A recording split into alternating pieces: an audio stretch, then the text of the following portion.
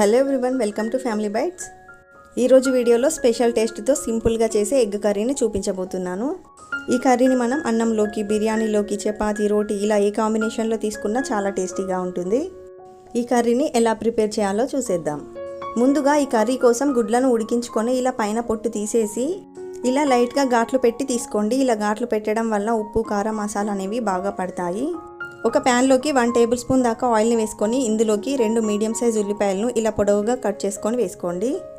మనకి egg curry మంచి రుచిగా రావడానికి ఉల్లిపాయల్ని ఇలా గోల్డెన్ బ్రౌన్ కలర్లోకి వచ్చేదాకా ఫ్రై చేసుకోవాలి. ఈ ఉల్లిపాయల్ని కొంచెం చల్లారనిద్దాము. ఇప్పుడు ఒక మిక్సీ జార్లోకి 3 యాలకులు, 4 లవంగాలు, 1 ఇంచు దాల్చిన చెక్క, 1/2 ఇంచు అల్లాన్ని, 8 నుంచి 10 దాకా పొట్టు ఒలుచుకున్న వెల్లుల్లిని వేసుకోవాలి. గ్రేవీ మంచి రుచిగా రావడానికి 1 టేబుల్ స్పూన్ దాకా జీడిపప్పును వేసుకోండి. ఇందులోనే 1 కట్ చేసిన టమాటా ముక్కల్ని, అలాగే కొంచెం కొత్తిమీరని ఇలా కాడలతో సహా తీసుకోండి. ఇందులోకి మనం ఫ్రై చేసుకున్న ఉల్లిపాయను కూడా వేసి వీటన్నింటినీ మెత్తని పేస్ట్ లాగా గ్రైండ్ చేసుకొని రెడీగా పెట్టుకోండి. ఇప్పుడు ఒక ప్యాన్లోకి 2 టేబుల్ స్పూన్ల దాకా ఆయిల్ని వేసుకొని ఇందులోకి 1/2 టీ స్పూన్ దాకా పసుపుని, 1/2 టీ స్పూన్ కారం, 1/2 టీ స్పూన్ ఉప్పుని వేసుకొని ఘాట్లు పెట్టుకున్న ఎగ్స్ని వేసి బాగా ఫ్రై చేసుకోవాలి. ఎగ్స్ పైన ఇలా క్రిస్పీగా వచ్చే వరకు బాగా ఫ్రై చేసుకున్న తర్వాత ఇప్పుడు వీటిని ఒక ప్లేట్లోనికి తీసుకుందాము. ఇదే ప్యాన్లోకి మనం గ్రైండ్ చేసి పెట్టిన ఉల్లిపాయ మిక్స్ని వేసి ఫ్రై చేసుకుందాము. ఇలా అంతా బాగా కలుపుకున్నాక ఇప్పుడు ఇందులోకి 1/2 టీ స్పూన్ జీలకర్ర, 1 బిర్యానీ ఆకుని, అలాగే 2 పచ్చిమిర్చిని ఇలా కట్ చేసి వేసుకోండి. ఆల్రెడీ మనం ఉల్లిపాయని ఫ్రై చేసి తీసుకున్నాం కాబట్టి ఒక 2-3 నిమిషాల పాటు ఫ్రై చేస్తే సరిపోతుంది. ఇలా ఫ్రై చేసుకున్నాక ఇందులోకి 1/2 టీ స్పూన్ దాకా పసుపుని, 1 టేబుల్ స్పూన్ కారాన్ని, 1 టీ స్పూన్ దాకా ధనియాల పొడిని, రుచికి సరిపడా ఉప్పుని వేసి ఒకసారి బాగా కలుపుకుందాము.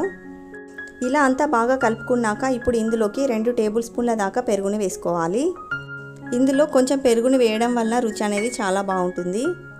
ఇలా 1 నిమిషం పాటు ఫ్రై చేసుకున్న తర్వాత ఇప్పుడు ఇందులోకి ఫ్రై చేసుకున్న ఎగ్స్ని వేసుకోవాలి. ఈ ఎగ్స్కి ఉప్పు, కారం పట్టేలాగా బాగా కలుపుకోండి.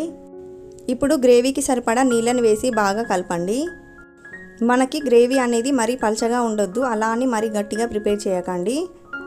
ఇలా బాగా కలుపుకున్నాక ఇప్పుడు మూత పెట్టి మీడియం ఫ్లేమ్లో 3-4 నిమిషాల పాటు ఉడికించుకుందాము. చూడండి, ఆల్మోస్ట్ ఎగ్ కర్రీ తయారైపోయింది. ఇందులోకి 1 టీ స్పూన్ దాకా కసూరి మెతిని ఇలా క్రష్ చేసి వేసుకోండి. ఇదంతా కలిసేలాగా ఒకసారి బాగా కలుపుకొని సర్వ్ చేసుకుంటే ఎంతో టేస్టీగా ఉండే ఎగ్ కర్రీ అయితే రెడీ అయిపోతుంది. ఇలా చేసిన ఎగ్ కర్రీని మనం అన్నంలోకి, బిర్యానీలోకి, చపాతీ, రోటీ ఇలా ఏ కాంబినేషన్లో తీసుకున్నా కూడా చాలా టేస్టీగా ఉంటుంది. మీరు ఓసారి ఈ స్టైల్లో ఎగ్ గ్రేవీ కర్రీని ట్రై చేయండి, చాలా రుచిగా కుదురుతుంది. ఈ simple and tasty egg gravy curry recipe మీకు నచ్చినట్లయితే వీడియోని లైక్ చేయండి, షేర్ చేయండి. మరిన్ని టేస్టీ రెసిపీస్ కోసం ఛానల్ని సబ్స్క్రైబ్ చేసుకోండి. Thank you for watching.